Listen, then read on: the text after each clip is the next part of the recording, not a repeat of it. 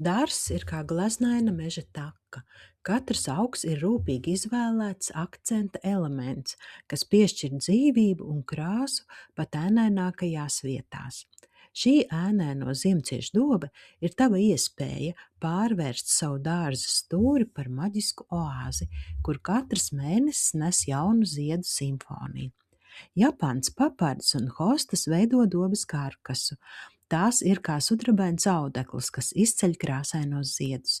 To lapu formu un faktūru piešķir dziļumu un eleganci, padarot dobi vizuāli bagātīgu un harmonisku.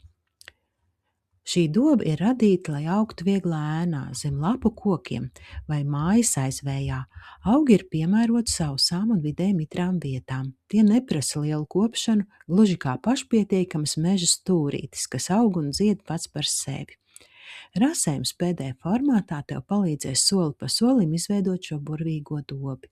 Viss ir vienkārši saprotams un pielāgots tavām vajadzībām, no precīza auga izvietojuma līdz video pamācībām par stādīšanu un kopšanu.